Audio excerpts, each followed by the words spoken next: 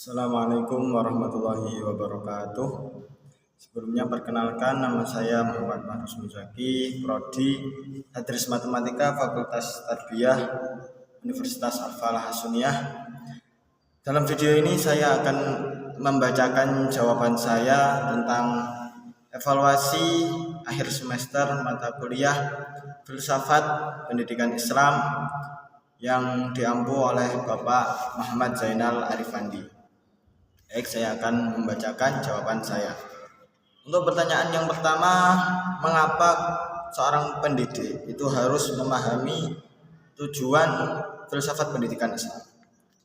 Seorang guru atau pendidik harus memahami tujuan filsafat pendidikan Islam, karena dengan memahami dan memaknai tujuan filsafat pendidikan Islam tersebut akan dapat memberikan wawasan dan pemikiran yang luas terhadap makna pendidikan. Guru dituntut harus memiliki pemahaman yang luas agar dapat menjalankan pembelajaran yang sesuai dengan tujuan dan membuat suasana kelas yang nyaman. Untuk itu, maka seorang guru harus memahami tujuan filsafat pendidikan Islam. Untuk soal yang nomor 2, yaitu jelaskan atau sebutkan metode pendidikan menurut Ibnu Khaldun dan jelaskan metode yang sesuai diterapkan pada generasi sekarang. Ibnu Khaldun memiliki 4 metode pendidikan. Yang pertama ada metode bertahap dan pengulangan atau tadarruj wa tikrori, yaitu dalam metode ini seorang pendidik atau guru itu memberikan pemahaman yang bertahap kepada siswanya atau kepada peserta didiknya. Setelah itu siswa harus mengulangi apa yang disampaikan oleh guru tersebut. Yang kedua yaitu metode dialog dan diskusi. Pada metode ini siswa diharuskan untuk berdialog atau berdiskusi, baik itu dengan guru atau dengan siswa yang lain, supaya bisa terjadi pertukaran pemikiran atau bertukar argumentasi. Jadi tidak hanya terpacu pada argumentasinya sendiri, tapi juga bisa menerima argumentasi atau pendapat dari orang lain. Untuk yang ketiga yaitu metode wisata. Metode ini dilakukan di luar kelas atau melakukan pembelajaran di luar kelas. Jadi pembelajaran tidak hanya terpacu pada materi yang disampaikan oleh guru. Jadi juga siswa tersebut bisa mendapatkan pelajaran langsung dari alam tempatnya dia berwisata tersebut. Untuk yang keempat yaitu metode pengajaran bahasa Arab. Metode ini sangat penting digunakan terutama untuk ilmuwan atau para ahli di bidang yang mengarah kepada bahasa Arab, baik itu di bidang Al-Quran, hadis, fikih, ataupun yang dan lain sebagainya. Dan untuk metode yang sangat sesuai diterapkan pada generasi sekarang yaitu adalah metode yang kedua, yaitu metode diskusi atau dialog. Jadi pemikiran para siswa generasi sekarang itu bermacam-macam. Jadi dengan diskusi dan dialog, seorang siswa itu bisa mendapatkan argumen dari orang lain sehingga dia tidak terpacu pada argumen dirinya sendiri. Sehingga seorang siswa dengan menerapkan metode dialog dan diskusi bisa menjadikan dia berwawasan yang luas atau pemikiran yang luas. Untuk soal yang ketiga, jelaskan perbedaan pendidikan menurut Ibnu Khaldun dan Kiai Haji Hasyim Asy'ari. Yang pertama, pendidikan menurut Ibnu Khaldun. Beliau pernah berkata dalam kitabnya Muqaddimah, yaitu siapapun yang tidak mendapatkan pendidikan oleh ibu bapaknya, maka dia akan terdidik oleh massa. Maksudnya, seorang siswa itu tidak hanya mendapatkan pendidikan itu tidak hanya mengandalkan dari orang tua ataupun dari gurunya.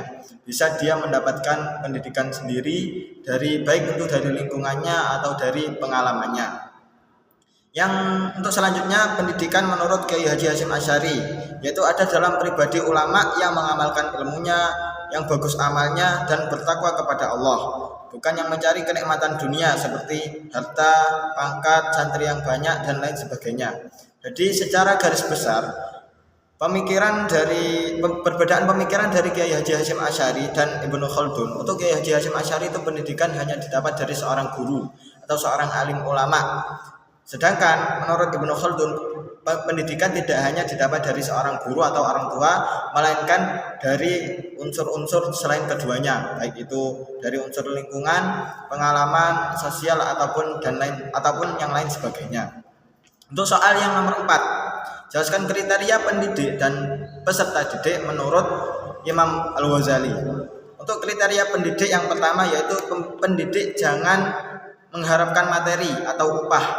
Jadi pendidik harus memiliki niat yang teguh dalam mengajar untuk memberikan ilmu kepada siswanya, bukan untuk mendapatkan upah dari pemerintah ataupun dari instansi yang lainnya. Yang kedua yaitu pendidik harus mengingatkan peserta didik agar dalam menuntut ilmu itu harus untuk mendekatkan diri kepada Allah. Dia harus senantiasa mengingatkan ke peserta didiknya supaya tidak salah jalur dalam menuntut ilmu. Yang ketiga yaitu pendidik harus mendorong siswa untuk menuntut ilmu yang bermanfaat dunia akhirat. Jadi pendidik selama mendidik siswanya itu harus selalu mendorong siswanya supaya siswanya menuntut ilmu itu tidak hanya untuk semata-mata untuk dunia, melainkan juga untuk akhiratnya juga. Yang keempat, pendidik harus selalu memperingati murid dari akhlak yang tercela. Jadi jika ada siswa yang melakukan perbuatan buruk, pendidik seharusnya mengingatkan atau memperingati atau lebih tepatnya menegur. Yang kelima yaitu pendidik harus memperlakukan murid dengan kasih sayang, jangan dengan kekerasan.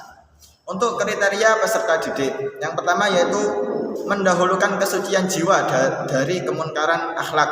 Sebelum menuntut ilmu, hendaknya seorang siswa atau peserta didik itu harus mensucikan jiwanya, yaitu dengan menghindari perkara-perkara yang tercela. Yang kedua yaitu mengurangi hubungan keluarga sehingga hatinya terkait hanya kepada ilmunya.